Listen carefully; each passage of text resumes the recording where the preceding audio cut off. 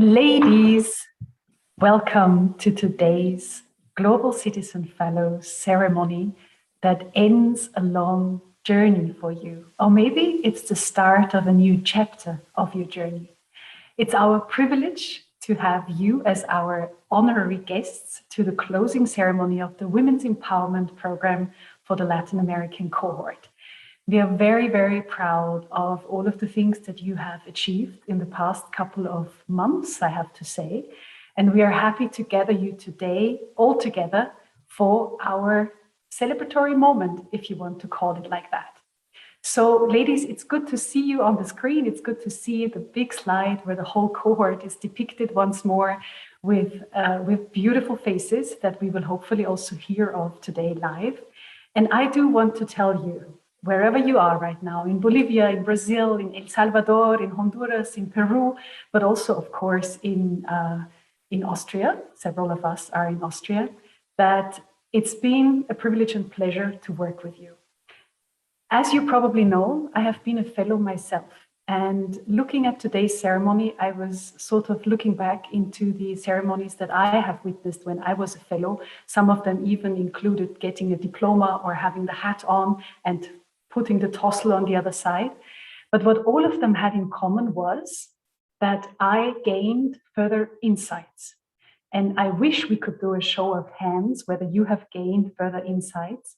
But I do hope that for many of you, this has been the case for the past couple of weeks. What also was a commonality of all of these ceremonies is that I looked at the people that were strangers to me differently at that point. And I had friends. I had made new friends. And I hope that this too is true for you. And that you connect to 1, 2, 3, 4, or 5 of these incredible change makers in other countries or in your own country, now even more than you did before. Another thing that all of these fellow ceremonies have hopefully in common is that you might have been inspired a bit more with something. And I'm very keen to listen later on to your pitches, because I'm sure that some of your colleagues will surprise you. You will not have seen the SDG pitches, and I'm sure that one or the other will be eye-opening and mind-blowing for you. They have been for us. So we are looking forward to that moment.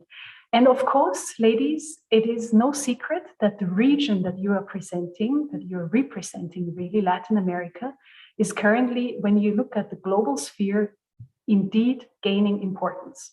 And not only is your region gaining importance, what's also the case is that women worldwide are moving up in the ranks of power.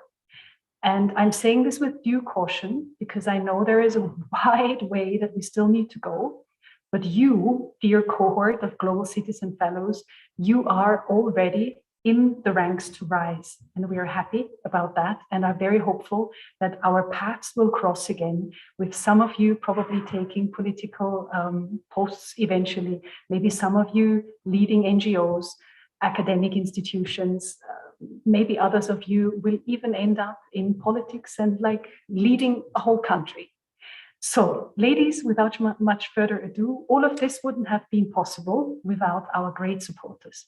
On the one hand, of course, UNODC and the state of Qatar, and I want to thank them wholeheartedly, but also massive thanks obviously goes to the Vienna Diplomatic Academy, because without them, none of this would exist.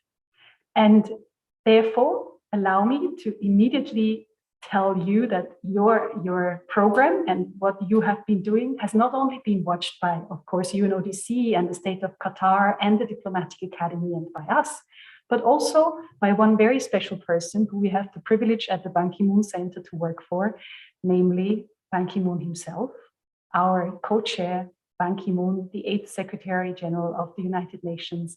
He's always keen to hear the stories from you, from the ground, and we have reported extensively to him on it already. And here is his statement to you.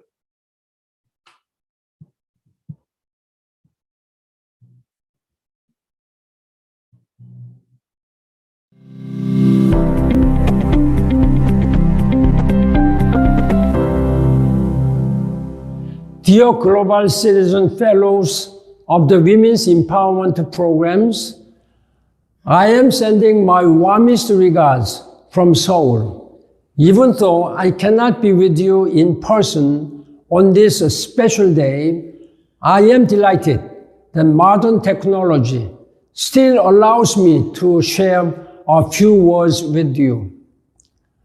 After my time as Secretary General of the United Nations, it became my ambition to foster the leadership of women and youth in our quest to find sustainable solutions to the world's most pressing challenges. The Women's Empowerment Programs pursues this aim to the highest degree. Women are half of every solution, and I am very proud that such exceptional women, change makers, have joined the Ban Ki-moon Center on our journey towards gender equality. Knowing that you dedicate yourself to the global goals gives me confidence that we can still achieve a peaceful and prosperous world, leaving no one behind. In the past weeks, you have gained extensive knowledge and strengthened your skills to make a difference. You have also made invaluable connections with your peers and other like-minded leaders from all around the world. I can only encourage you to continue to inspire and support each other as you empower the people around you. Venturing into the next steps of the Women's Empowerment Program, don't forget that small actions can make a difference if collectively pursued. Congratulations and welcome to the Ban Ki-moon Center family. I wish you very best and do hope that our path will cross in the future. Thank you. So that was the 8th Secretary General of the United Nations.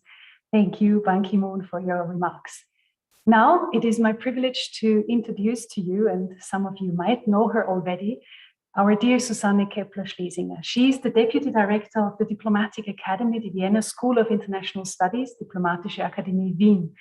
And I am also honored to be one of the alumni of the Diplomatic Academy. Susanne Keppler-Schlesinger has been a staunch supporter of women empowerment throughout her career. And she is currently very ably leading the various programs, including the international partnerships of the Vienna School of International Studies. So we couldn't have wished for a better, higher representative of the Diplomatic Academy to talk to us today. Susanne, over to you.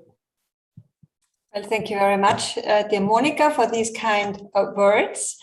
Dear participants, dear friends, first of all, I would like to thank, of course, the Ban Ki-moon Center for the really tireless efforts of Monika Froehler and all her colleagues, the members of her team, which really contribute to the empowerment of women today. Young women, older women, women with experience. It is all about networks. And throughout my career, I really have noticed that women's networks are extremely important. My thanks also go to the sponsors of this program, to all of our partners, to the members of our teams who made this program possible and who invested not only money, but also their wisdom and a lot of positive energy into this program.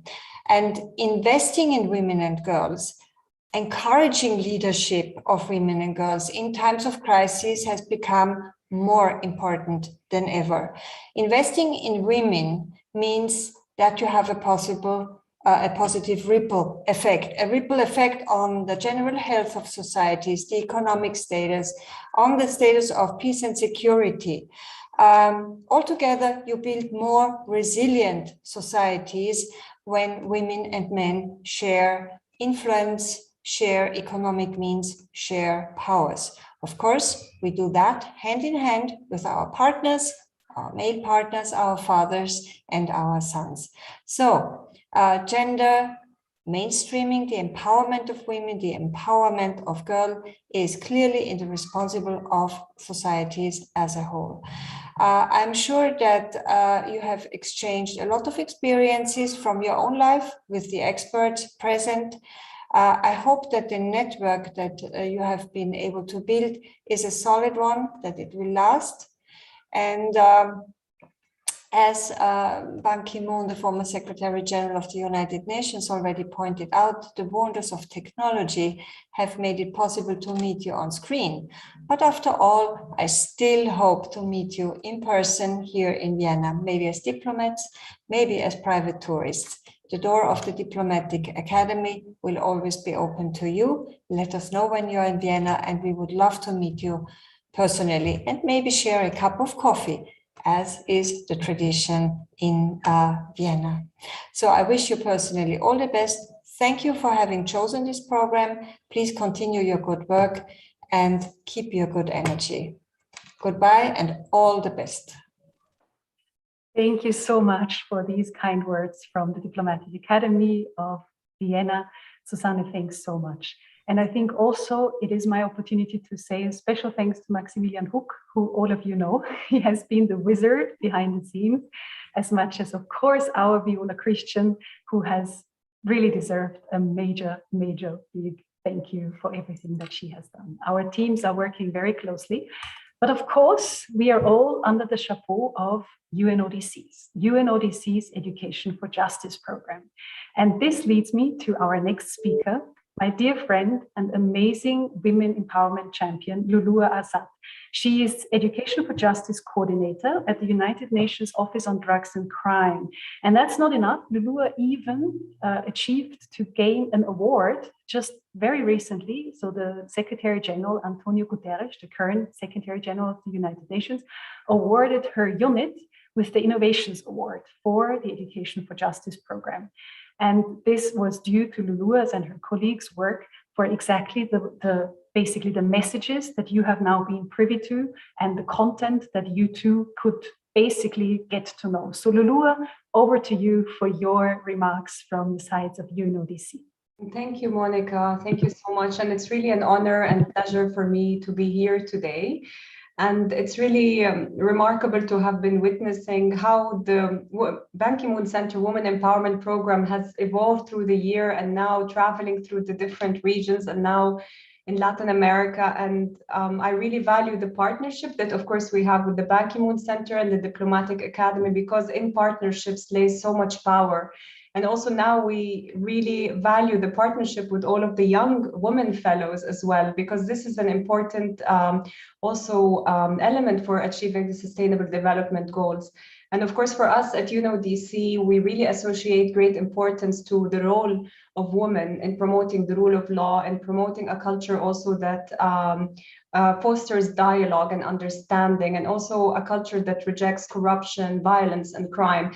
And each one of you today really is hopefully empowered with the skills and with the knowledge, but also the friendships I think that were made were very valuable as well. And for me, I just wanted also to share a message on a personal note as well, that I believe that each woman has a story, and a story basically to tell and to share with the world about her journey, and as a woman leader, what inspires her and what drives her. So I really invite everyone to share their stories, to network with other women as well, and to find strength in the togetherness as well, because there's so much to learn from each other and so much and to share as well. And I really also am honored to be here today and to witness the journey of the program from the beginning. And I really wish everyone the best with their projects on the ground, and with the knowledge that was gained, and with the friendships and the networks to really continue working together. And we at UNODC stand ready to support, to engage, to advise and guide. So at any moment, of course, we are here for you to help and support. So thank you so much for the opportunity. And thanks again to the sterling team at the Ban Ki-moon Center, Monika, Viola, and all of the colleagues, and also the colleagues from the Diplomatic Academy for everything. Thank you so much, Monika. Back to you. Thanks, Lulua. Now, it is my honor to lead back to our wonderful Viola Christian. You have heard from Ban Ki-moon that you are now welcome officially to the Ban Ki-moon Center family. And as you know, there are sometimes family members who simply stand out and who connect everyone. They are sort of the social glue of the families. And I'd say that our Viola Christian from the Ban Ki-moon Center is exactly that. She is an outstanding family member, and she has unified like all of us in this meeting today even. So Viola, over to you for the web recap. Thank you so much, Monika. Thank you also for the praise. That was not expected. Ladies, I'm so happy today. I think you see my big, bright and smiley face. I couldn't be more excited today to celebrate all your successes and to also, revisit the journey that you took and that we were able to witness at the Ban Ki-moon Center as Global Citizen Fellows. I'm personally so proud of you. The whole Ban Ki-moon Center is proud of you, of all your achievements. And let's take a look, because the things that you've experienced were definitely not out of the ordinary. For the first time in history, the Ban Ki-moon Center organized a virtual women's empowerment program. And of course, that came with some obstacles. You unfortunately were never able to meet each other in person. But at the same time, it also gave us opportunities to maybe connect with people that otherwise we wouldn't have the chance of meeting. So I think every story has a positive side, and let's take a look at this today. Now, I want to revisit our journey together. What have we done together? The Women's Empowerment Program had a big, extensive leadership training, and that took place between July and September this year. So we're now ending this amazing trip together. It started all with some SDG Micro-Project workshops with some additional knowledge about the SDGs, but also some hints for you to think outside the box and think, where is there a challenge in my community where I can find a solution to really contribute to the Sustainable Development Goals? And that's when we first of all gave you that kick to think in that kind of concept. And I think you've done an outstanding job and transformed that into reality. Now, as a next step, we had really interesting knowledge and skills training sessions.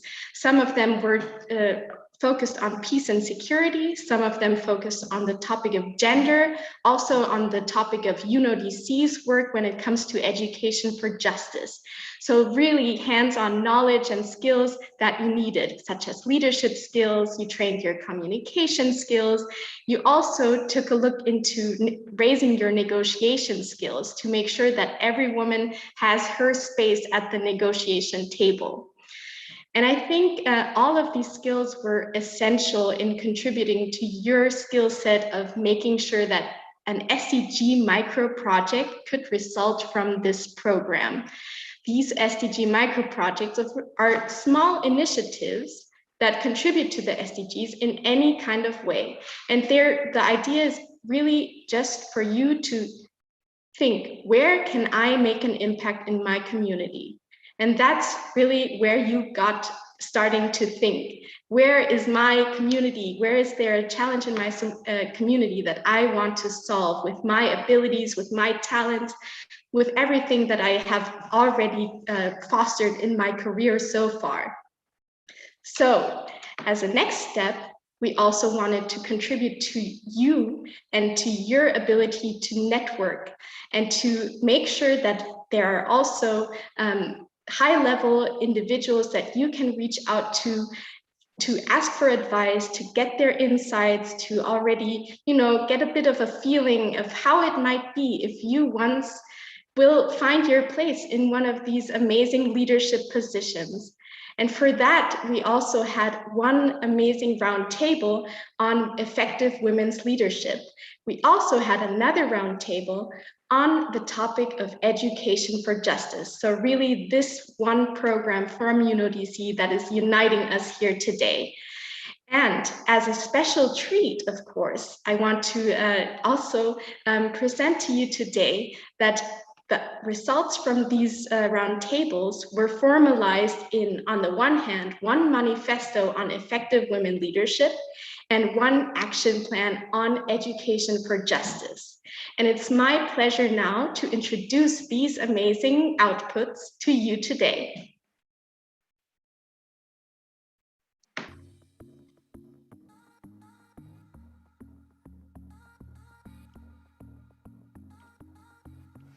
Hey there, my name is Lana and I want to guide you for a quick summary of the 2 workshops we had for the Women's Empowerment Program Latin America. Let's have a look. Manifesto on Effective Women Leadership from the Women's Empowerment Program Latin America. Every woman is a change maker in her own way. Being free to live life in your own way is important because different women have different needs and priorities. Diversity is our strength. Your story matters. Adapt to different situations and be a gender equality activist. Have the courage to get into leadership positions and make the changes. Stay resilient and make it happen. Be faithful because determination breaks through glass ceilings. Be consistent with your convictions and with your passions and practice self-care. Break standards. There is nothing wrong with ambition. Be bold and shape your future. Do it and grab your opportunities. Exercise a different kind of power and make your fuel from fear and outrage. Embrace your leadership and act as soon as you can, but also adapt your language to your audience. And always keep in mind, gender equality is a moral duty.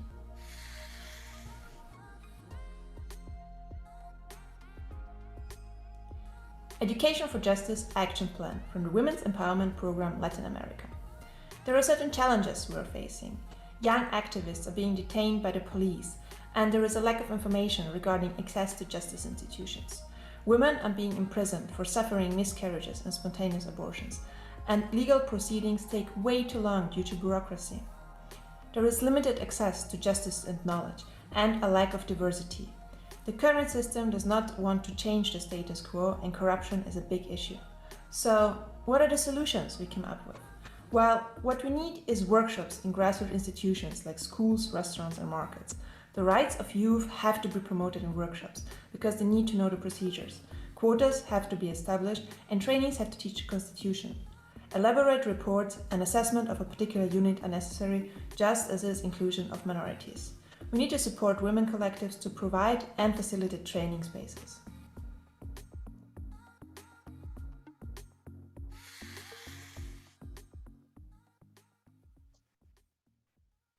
Wasn't that so pretty? I mean, we've been working with our amazing graphic recorder, Lana Lauren, for a long time now, and she doesn't, it always amazes us how she transforms these amazing contents into beautiful depictions of what you came up with in the workshops of our roundtable. So congratulations on all your inputs and ideas that you creatively contributed in these formats.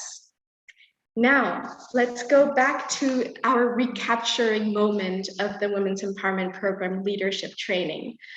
Adding to the networking component, you all were entrusted and also kind of pushed to also meet up with individuals who might be valuable for your SDG micro-project, people who you want to reach out to implement something that works for the greater good and works for society.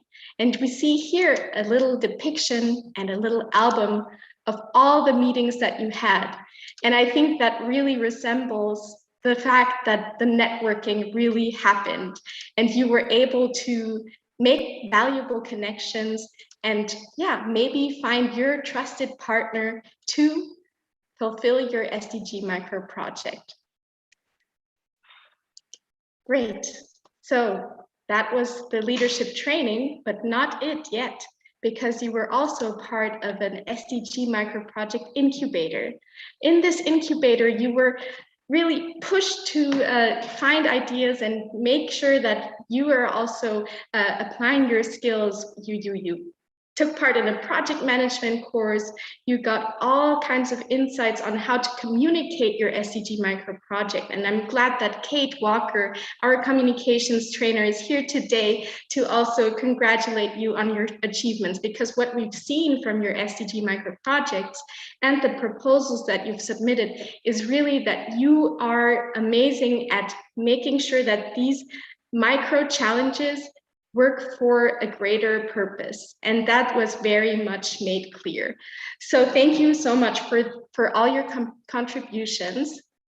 And let's take a look at the focus distribution. I think that's also always interesting. Like, which SDG did you end up focusing on? And we see clearly how SDG 5, gender equality, is one of the most interesting to you, but that was not really a surprise. I mean, we're here at the Women's Empowerment Program, so that's, I guess, what it should be like. But SDG 4, of course, with our partners at UNODC focusing strongly on education as well, it's obvious that this SDG was very much at the forefront. Now, I also witnessed how you passionately advocated for SDG 10, reduced inequalities, but also SDG 16, peace, justice, and strong institutions. So I'm impressed how many different SDGs you also managed to involve. For example, clean water, sustainable energy, sustainable cities and communities, climate action, for sure. So you managed to interlink your SDG micro-projects with many different SDGs. And I think that's what it's all about. The SDGs aren't something that can that function in silos. They all are interlinked and work together. And I think that you really managed to capture that so well in your SDG micro-projects. Now, to come to the next speaker, I'm very happy that, of course, today is also a moment to make you shine and to also hear from your voices. And I want to introduce to you Nicole Jordan. I mean, you all know her, but maybe the audience doesn't. Nicole is one of our Global Citizen Fellows, and she is working at the Friedrich Ebert Stiftung in Bolivia. She is from Bolivia, and she agreed to hold some congratulatory remarks and some, some recapturing moments of your journey together on behalf of all of you.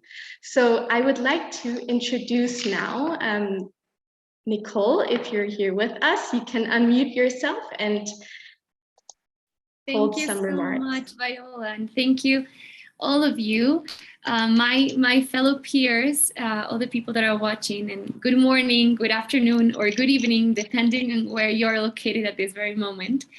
It is actually an absolute honor for me to speak after people I admire so much, and to speak on behalf of the wonderful group of young women that are part of the Women's Empowerment Program Latin America 2021. I have been lucky enough to meet this highly motivated group of young leaders representing Brazil, Peru, Bolivia, Honduras, and El Salvador. And I must say that during our training sessions, I have felt constantly inspired, motivated, and connected with them. It has been magnificent to get to know you, even if it is through virtuality, and I look forward to meeting you all in person. Women united can be the most transforming force there is. And given the multiple challenges that we face today, the economic, social, political, and climate crisis, we need exactly that to prompt the urgent transformations that our world desperately requires. During our training sessions, we discussed a lot how we need to encourage women not to be afraid to face obstacles, because there are going to be many along the way. We need to encourage them not to give up with failure, not to be ashamed to be seen as vulnerable. We need women who exercise a type of leadership based on empathy and solidarity rather than competition, whose power lays on lifting and building others up, true empowerment. And we need women who step up and make the world's problems their own, and who work towards finding solutions for them with indomitable will. I have met some of these women in this program. We need women, we need more women like them, but they are underrepresented worldwide at all levels of decision making. And just to give a few examples of this, according to UN Women, as of 1st September 2021, not long ago, there are only 26 women serving as heads of state and or government in 24 countries. And as a matter of fact, an invited speaker in one of our training sessions pointed out something that really stuck with me, and I think with most of the girls. In 75 years, a woman has never occupied the position of Secretary General at the United Nations, and we have only seen 4 women preside the UN's General Assembly. So there is an enormous challenge ahead, and we need to encourage and ensure not only women's participation as a number or quota, even though that is an important step, but we have to ensure that women achieve position of power, influence, and leadership. Therefore, programs such as this are so important. Quoting UN Women, at the current rate, gender equality in the highest positions of power will not be reached for another 130 years. So I ask you, the audience, can we really wait another 130 years to be equal? We need women to be equal, and for that to happen, we also need a community that lifts us up, invests in us, enables us to grow, and helps us achieve our highest potential. The team behind the Women's Empowerment Program has worked very hard to be that community, to become that homely and safe space for us to thrive. Therefore, on behalf of the young women in the program, I want to express our deepest gratitude with the Ban Ki-moon Center for Global Citizens, the Vienna School of International Studies, and UNODC for making this program possible. And I would also like to give a special thanks to Monika, Viola, Maximilian, and the whole team that has been working with us constantly, as well as the experts that have been part of our training sessions.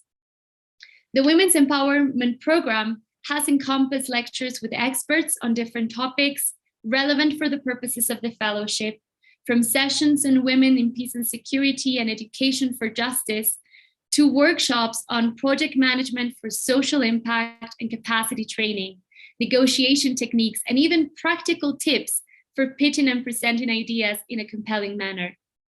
We also had the unique opportunity to engage in dialogue with impressive women leaders, such as Maria Fernanda Espinosa, former president of the UN General Assembly, or Maria Elena Agüero, current Secretary General from the Club de Madrid, among many others who we admire and who share their experiences with us, giving us valuable advice for the future. I have participated in other international training programs, and they have all left me with enriching experiences and knowledge. But when I applied to this particular fellowship, something caught my attention. It was the first time I was asked to implement a micro-project that aims to contribute to the achievement of at least one sustainable development goal. The objective, as I understand it, was to demystify the idea that positive change can only occur on a big scale. When problems are too big, solutions are usually perceived as unreachable. When this happens, people get discouraged or even believe that there is nothing they can do, because there is an idea that for certain issues, only governments or big enterprises can promote real change. But what I have seen during my experience as a fellow for WEP Latin America is that the Ban Ki-moon Center for Global Citizens encourages young leaders to see things from a different perspective. Using the words of Darcy Loon, who gave us a very inspiring talk, we can all promote teaspoons of change. I love that phrase because it is actually true. Even small actions can have an important impact and boost meaningful transformations that may lead to a ripple effect. There are many examples of this. Probably most of them are unknown and do not receive the recognition they should. But without them, the world would not be the same. Just to mention a worldwide known example, who here has not been inspired by Greta Thunberg?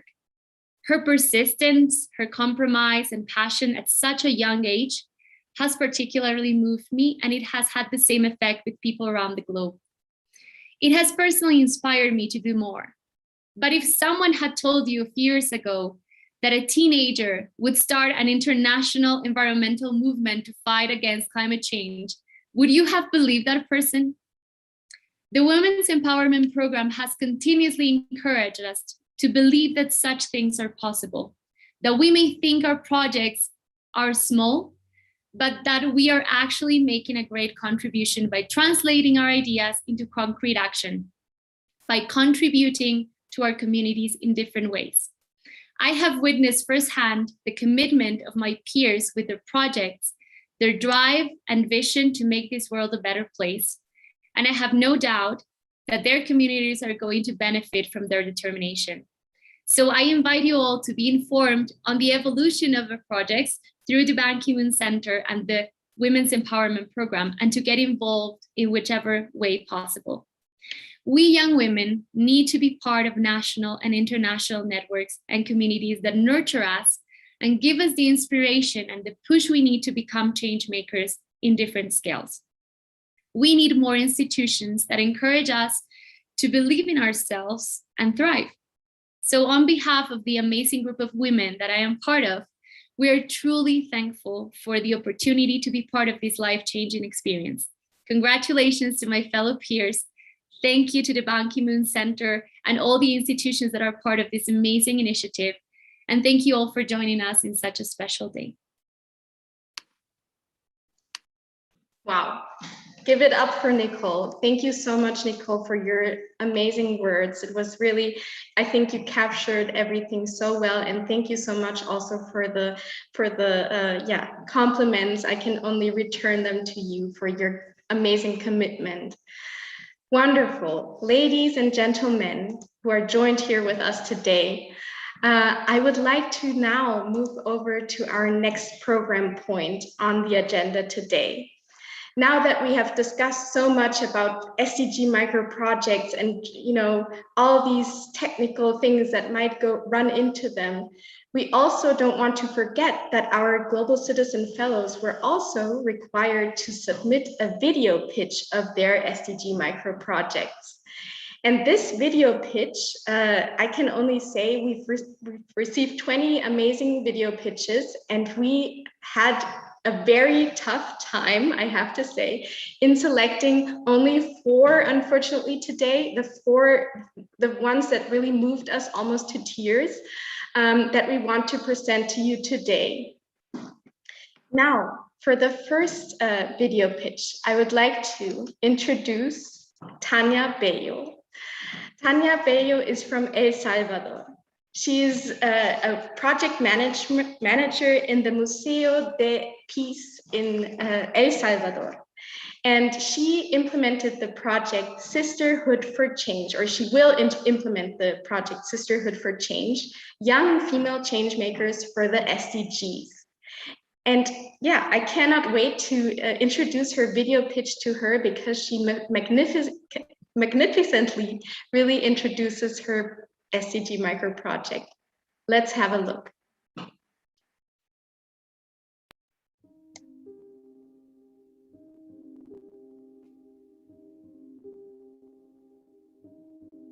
Before I begin, let me describe 2 scenarios.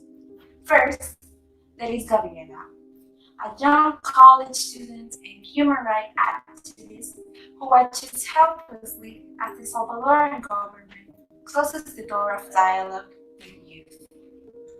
Then there is Melissa, a teenager who's frustrated because her voice is not being heard in the hallways of her adult-centric school. Now, what none of them know is that these 2 scenarios become even more unfair when considering that youth represents approximately 30% of the Salvadoran population. So, by this point, the big question is, do Gabriela and Melissa even exist? Well, one possible answer is no, because I personally don't know any of them. But another answer is yes, because I do in fact know several of them. The proof, well, that will be me. As a young and teenage Tania Bello, I have been an Gabriela and a Melissa. So this is why today I stand in front of you as a Ban Ki-moon Center fellow to tell you, how do you feel in these two stories.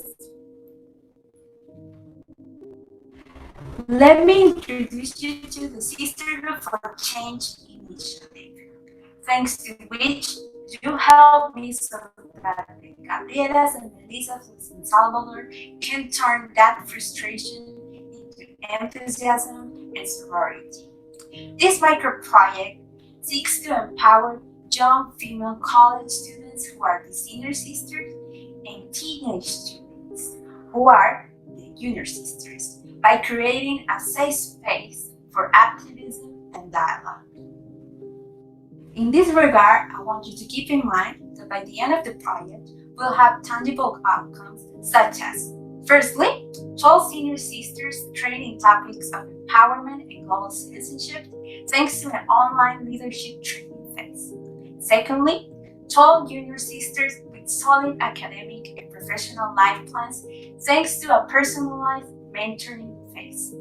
Ultimately, the impact will be the integration of an intergenerational network of 24 young women who will be capable of recognizing their role as global citizens in the achievement of the SDGs.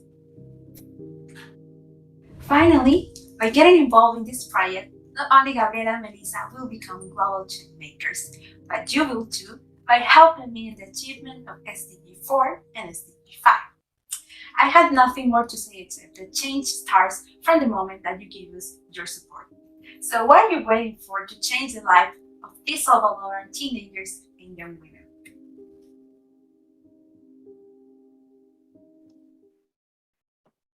I can see the clapping hands. Wonderful. Tania Bello, you can be very proud of yourself. This was an outstanding SDG Micro-Project video pitch. Now I want to come to the next video pitch champion. Let's have a look. Damaris Herrera from Peru. Damaris is from Peru, and she is also a UNDP consultant. And her project is called Roots of Change. And I would like to give her the floor for her video pitch. 2 years ago, I had the amazing opportunity to live with indigenous peoples from the Peruvian Andes. While discussing about the roots of rural poverty, I suggested the lack of social services and protection policies. However, Daniel, one of the indigenous leaders of the community, pointed out that the leading cause was the lack of community organization and power to ask for their rights. This experience changed completely my perspective about global prosperity. To tackle poverty and emerging global threats, we need to focus on empowering people to make real change in their community. My name is Damaris Herrera Salazar, and this is my project. I want to bring indigenous wisdom from the Peruvian Andes to empower the people of Lima to become change makers of the current challenges of the city, like urban poverty and gender inequality that the pandemic has exacerbated.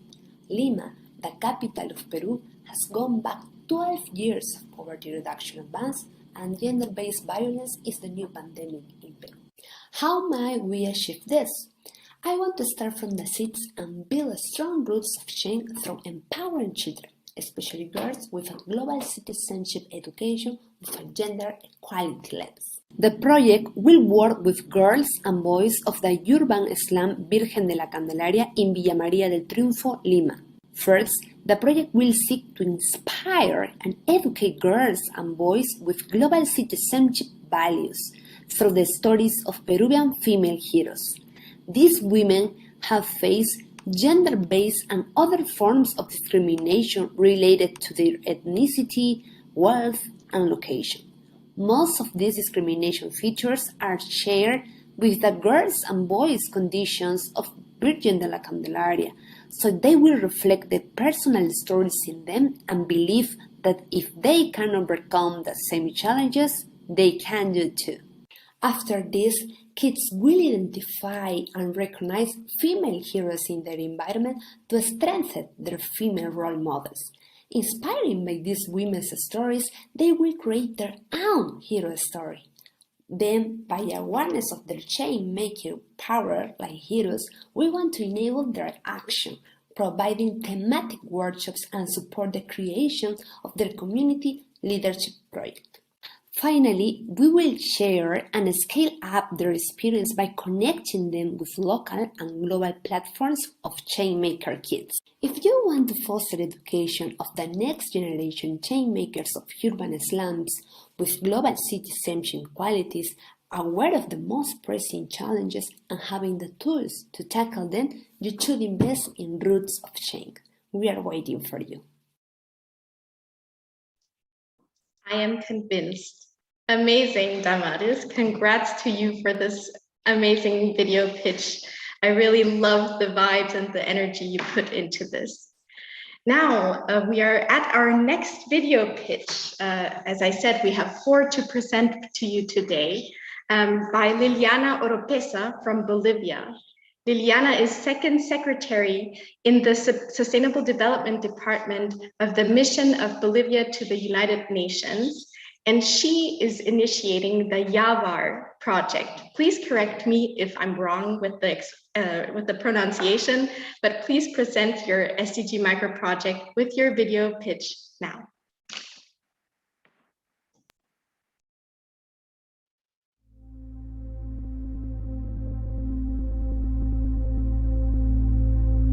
En el Alto, Bolivia.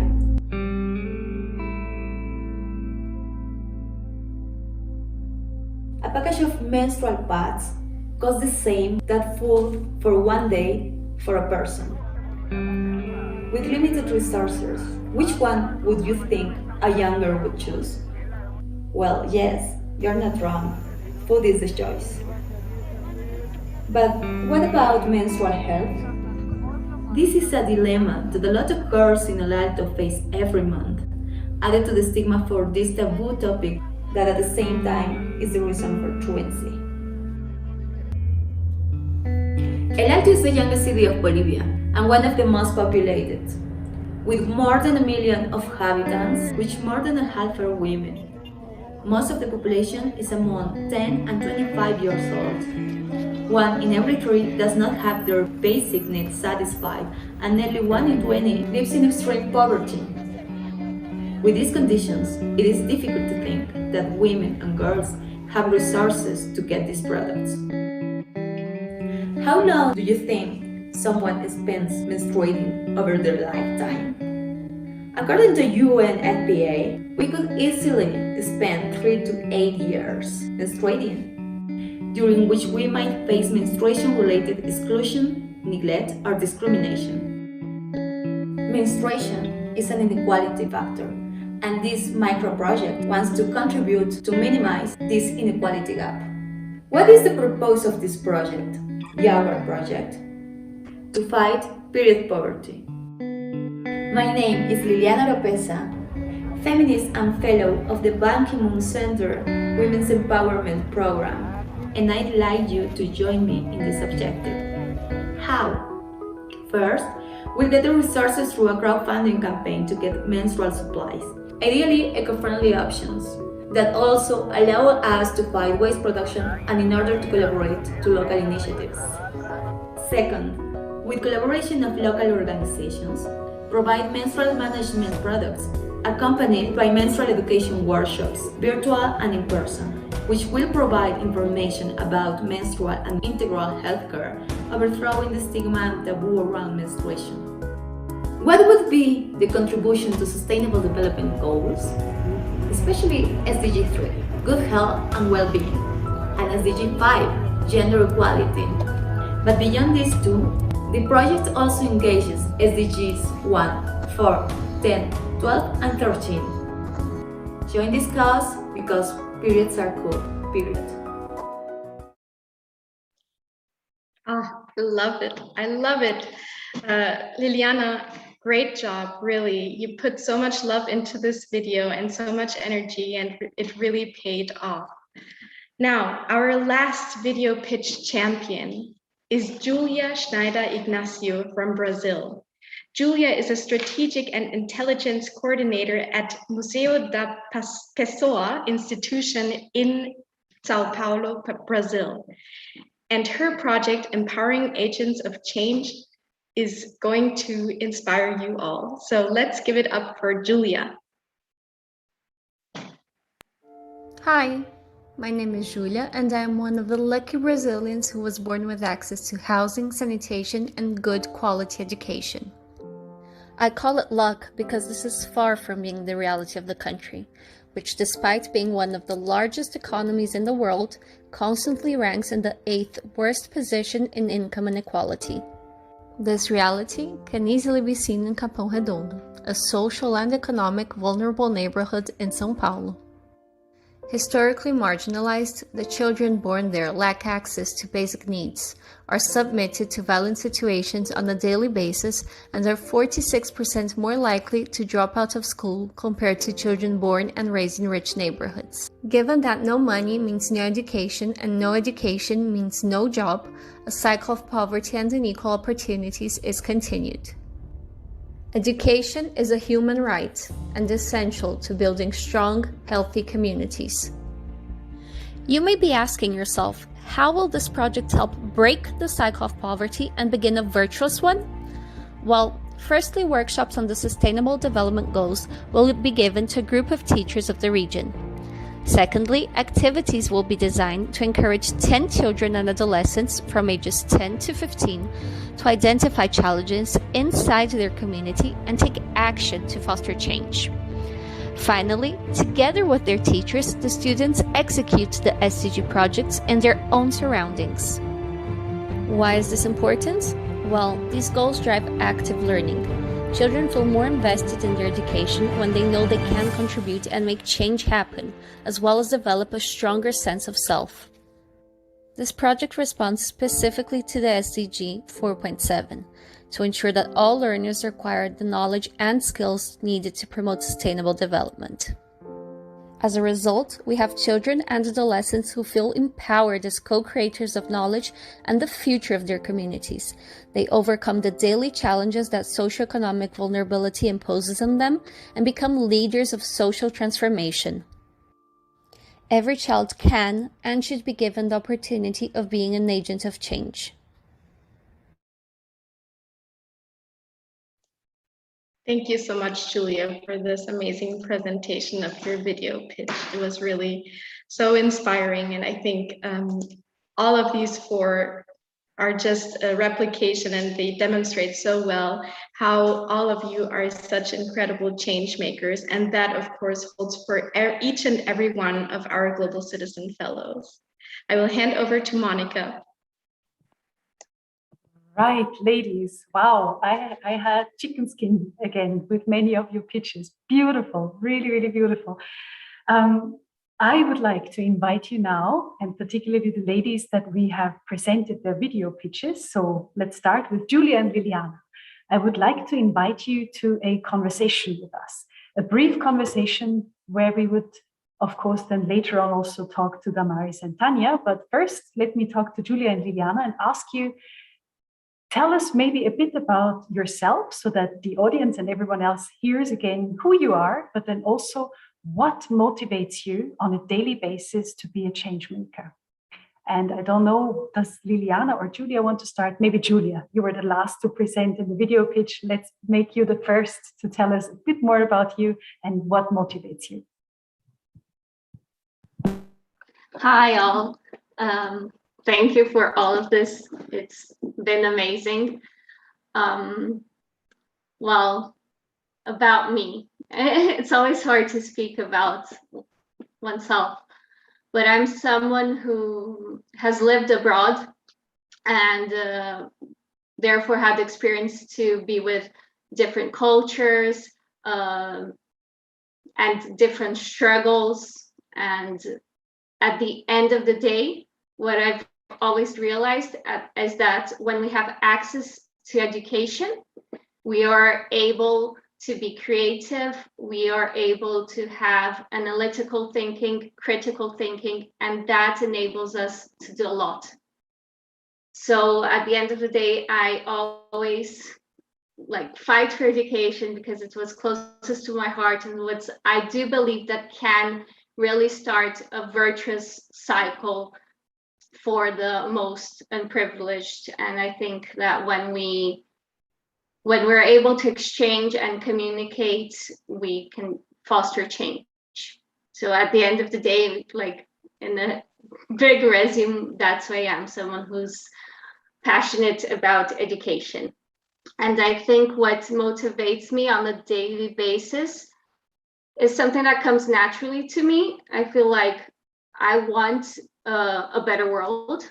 And I feel that everyone wants that. Everyone wants to live in a kinder world, a more just world, a sustainable one. We need that. So naturally, what can I do for that?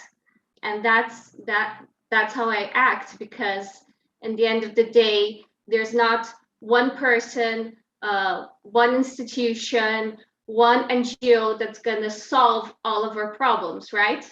But if we each act and do what we can, and some days we're going to do like great things and like be in these types of meetings and exchange amazing ideas and have like plans and manifestos, and that's awesome. But there are some days where I'm going to have like small actions, right?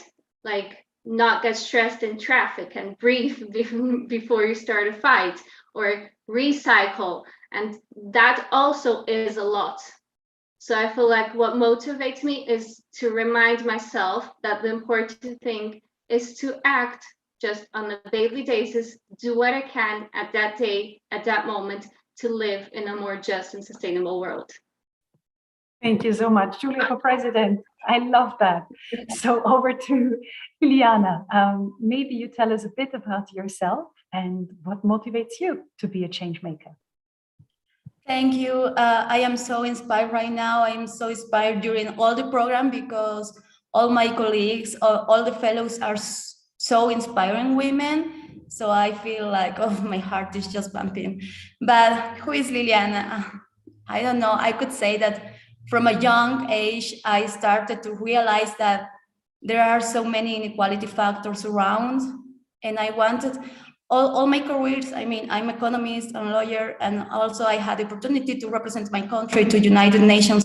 I always wanted to make a contribution to change this reality.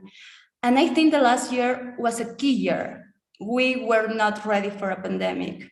And the inequalities and the problems we had before are worse now. So I think Liliana is a very sensitive person. So I think we only need to open our eyes to realize that there are so many things to make around us. So yeah, I'm very inspired by the program. I'm going to make this micro project, but I want to make it macro. I want to make it global, and that's my hope right now. Thank you. Brilliant. Brilliant. I love micro to macro. Go for it. We will be there definitely watching and applauding and helping you hopefully on the way, one way or the other. Good. Viola, Absolutely. Over to you. Yes, thank you. Thank you both for your brilliant responses and shedding also light about who you are from the inside out. And now I want to turn to Tanya and Damaris as well, because you two were also, during the whole program, you were the ones who always engaged with the others and were there for the others. And you could really notice we had a separate WhatsApp chat and you both were so active. And so I want to know, first of all, maybe tell us a bit more about yourself, maybe something that wasn't in the pitch, but that you want to share with us today. And please also let us know maybe something that inspired you about your colleagues, something that you maybe learned from your fellow colleagues of the Women's Empowerment Program. That would be very interesting. So let's start with maybe Tanya. Thank you, Viola. Thank you, everybody. It's such an honor to be here with such amazing women. So yeah, I'm Tanya, I'm from El Salvador. So personally, I don't know how to describe myself. It's a little bit difficult, but I like to think myself as a human rights activist and also as a proud feminist, which is kind of the cause that is more close to my heart, gender equality for me personally. And also in the context of the program, I will say that these amazing women, the fellows, but also the other women that accompany us in the different spaces that we shared, what they show me is that I have the right to dream big. And I think that's really important. This really, really speaks to the little girl in my heart, because sometimes we as little girl, we think of our limitations, and the whole process of growing up can be really difficult sometimes. And when we realize that things are harder than they appear. So for me, sharing this space with these amazing fellows and also these amazing women that are really in key roles of leadership shows me that it's right to dream big, that I can achieve many things that many years ago I would think that would be absolutely impossible for a Salvadoran girl. But I honestly feel very inspired to keep moving on with my personal goals, with my professional goals, and my academic roles. So, and I'm really happy that I won't do that by myself, because I have already a network to share my experiences and to learn from. So I think that the other key knowledge that I have right now is that by supporting other women, we can achieve really, really great things. And I'm really, really happy that I can share this space with these amazing fellows and other women in key roles of leadership as you, Monika and Viola. So thank you for inspiring me, and thank you for giving me the right to dream big. Moving so many of us to tears almost. Thank you so much, Tanya, for this. Now, Damaris, over to you. Tell us a bit about yourself and maybe something that you've learned from your colleagues throughout this journey.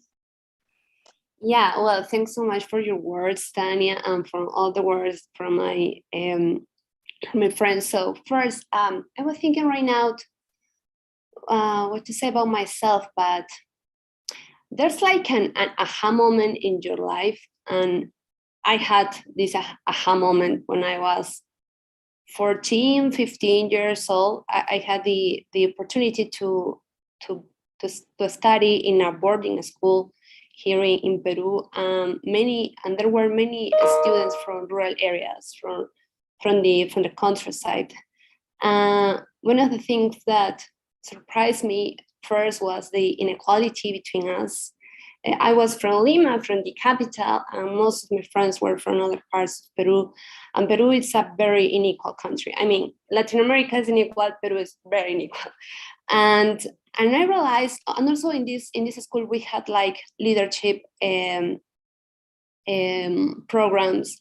And I was very surprised how my friends, my colleagues, in the school, they already knew what they want to do for their communities. I mean, they talk about lack of access of water in their communities, lack of energy, and secondary education.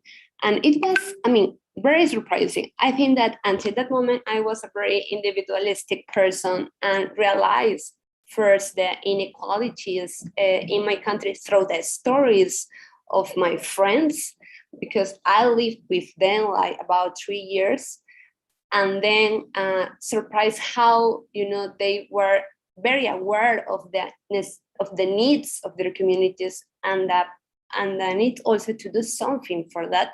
It was an aha. I mean, like a life-changing moment in my life. So when I finished the high school, I decided to study sociology. Well, because I want to learn about the inequalities between us, and how what were the causes of poverty, of inequality, of many things.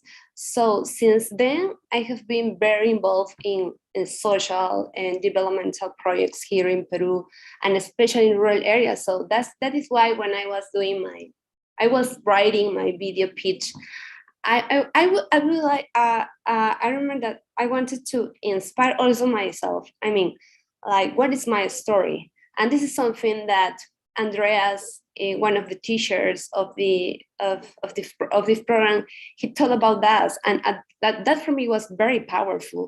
How we connect our stories with our personal projects, and when you connect with your story, I mean, it's so powerful, so powerful. How also your life can be connected with your life-changing project. And this is why I start my video pitch with an experience in an indigenous community, you know, because I used to work in rural areas. And then I made this link, you know, with the project I want to do right now. Well, this is a little bit about me, about how I arrived also here. How also I have been like, I get aware of the needs of my country. And about also my friends here, my colleagues. I just want to give an example about the friendship that, despite of the virtuality we had made. First, I want to say that I was in doubt between two projects, because when I presented my abstract, I had another idea, because I had been doing another project really in the community that my project will be, Virgen de la Candelaria. I had a project already there about food security. But then I talked with Andresa and Isabella, that they were from of my groups. I don't remember how, but Viola and Max like separates in groups. Like, I mean, in the first 3 weeks, we had like an interesting homework, and since then we had been. That group has been very activated. So I remember that we talked few days before we present the video pitch, and I talked with Andres and Isabel about my doubts, that I didn't know what to do, I didn't know what to choose, and they told me like, well, I present the past idea and I present the idea that you have already seen. And they told me like, you know, Damari, but you know, this is your project. I mean, you look excited and you look very, I mean, you know, your heart is in this, you know, about, you know, the stories of Peruvian female heroes and girls. And this is why I chose this project, and I put all my efforts, you know, to finish the project until the right day. So this is what I just want to thank again, Andresa and Isabella, and it's an example how women, you know, support each other, the sorority that we have, and yeah, and also was very inspired by Tanya too. So thank you so much, and I just want to give this example, and I don't know, also really interesting and amazing to know each other, you know, personally, because you are amazing and inspiring girls, women, and yeah, this is all I want to say. Thank you so much. Perfect. Thank you so much, Damaris. That was a brilliant example of how you learn from each other and how you also had an impact on each other. And maybe this, you know, your project will lead to something much bigger, and you will look back on the leadership training and think about Andresa and your colleagues. And so this is a beautiful connection. So thank you so much for sharing a bit about that.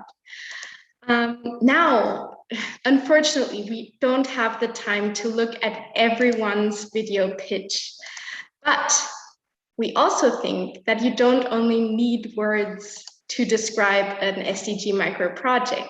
I think that arts can also do their job in describing an SDG micro-project and communicating about it.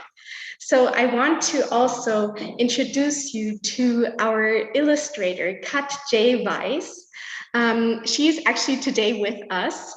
And before I hand over the floor to her, let's take a look also at her amazing illustrations, because she took the time to also depict your SDG micro-projects in little doodles about them, and always mentioned each and every one of you. And she had very close exposure to your SDG micro-project. So let's give it up for Katje Weiss and the presentation of your SDG micro-project illustration, and I hope it will be exciting for all of you.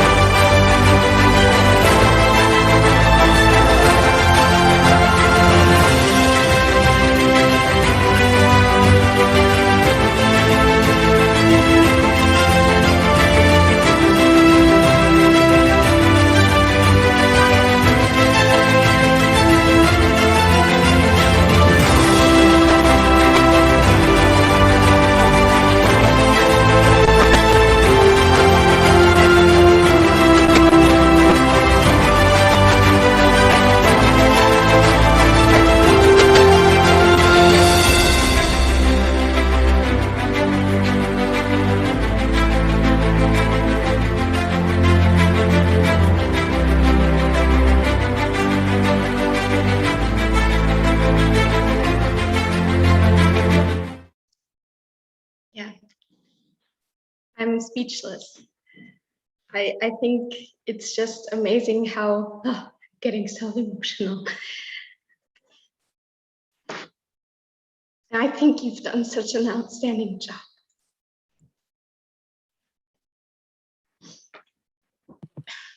This has been amazing. I totally agree. And I'm taking very much like Viola is taking, I've already wiped away my tears. Wow.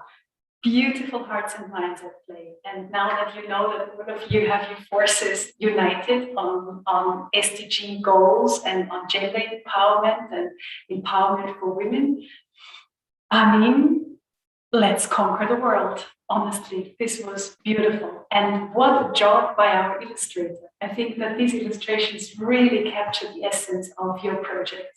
So thanks so much. Big round of applause for you. We will of course be sharing the illustrations. We will of course also share the manifesto and the roundtable conclusions. We will get all of that. And I guess, Viola, still back to you. Yes, thank you. Sorry for the quick emotional break. Kat, I would like to also hand over to you because you are the, you're the creative mastermind behind all of these SDG micro projects. And yeah, please share a few words and introduce yourself maybe a bit, because just having this emotional and personal connection, I think it makes a difference. Okay, hi, my name is Kat. I'm an illustrator. I grew up in Hong Kong, but I live in Germany now, and I've always been interested in social justice and kind of like incorporating that into my work. So I feel very lucky that I got to work with the Ban Ki-moon Center like twice now. Is my second time. So thank you for letting me work on these projects. And for this project, I definitely felt nervous because I don't know that much. I didn't know that much about Latin America before, so I did a little bit of research before I got all the project briefs just to really know, like, okay, what are the main issues, and just down to like details like, oh, what do people look like in Latin America? And of course, it's like very diverse. So, but I needed to know. And then when it came to the projects, once again, it was a challenge to find a way to present really the heart of each project, and not to make it too literal, but also not to make it too abstract, and just to really, just to capture the heart of the project. And yeah, it was really inspiring reading about all of your projects. Also, I found them very creative, and yeah, it just makes me happy to know that there are people in this world who are really trying to make a change. Yeah, so thank you again, everyone, for letting me have this opportunity. And I really hope I was able to capture your project in a way that you feel is justified as well. So thank you. Thank you so much, Kat. Everyone can see how much time and dedication you put into this project of yours. So I'm always amazed when I see your illustrations. So thank you for that. And of course, these will be sent to all of you because they're just, they're the recognition that that you deserve. And with that, I would like to officially open the virtual exhibition of the SDG Micro-Projects. And we will do that with a little scissor here. And here we go. It is open, our virtual exhibition of your SDG micro-projects. You can scan the code. Everyone is invited to scan this code right now and check it out on our website. It's hosted on our website. So you can check out all your little illustrations and also find out some more detail about the illustrations or SDG micro-projects of your colleagues. So with that, I can only say congratulations to all of you. What is left now is just for us to also take a moment to reflect, but also to take a picture of us, of all of us. So I would say let's do the heart maybe in the camera, and my colleague Katra will take a picture. Yeah, great. So let's do this. Okay, now 3, 2, 1. Let's see. Almost ready. 3, 2, 1.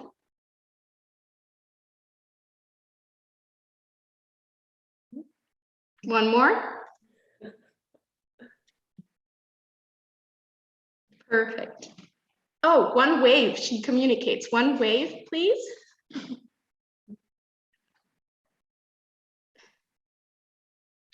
3, 2, 1. Got it. Perfect. Thank you so much.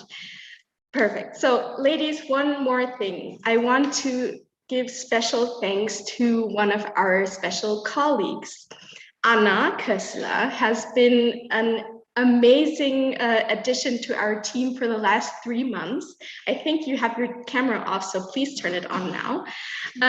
Yes, please.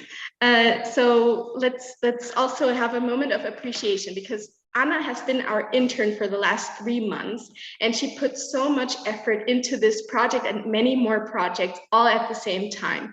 And it would not have been possible to do without her. So I think she deserves a round of applause. Thank you so much. Wonderful. Good, ladies. With that, I think we've come to the moment to say goodbye. Monika, would you like to share some last words? My last words are very simple. They are gracias and obrigada, because ladies, I'm privileged to have met you. I hope that our paths will cross again, and I'm sure that our journeys will intersect. Power to you as global citizens, as female change makers, and as the beautiful hearts and souls and minds that you are. Thank you. Gracias, obrigada. Thank you so much, ladies. Congratulations again. You've been an amazing cohort of Global Citizen Fellows. Thank you so much. Goodbye now.